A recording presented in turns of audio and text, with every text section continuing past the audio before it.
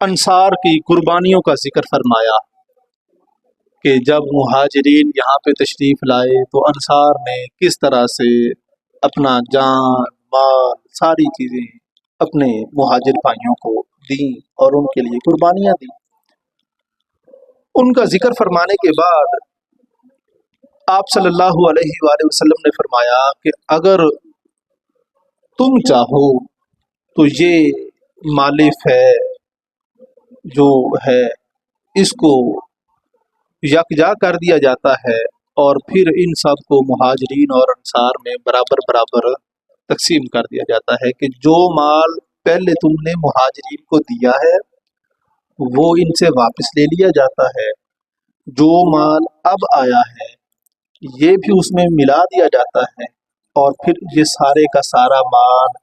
مہاجرین پہ اور انصار پہ سب پہ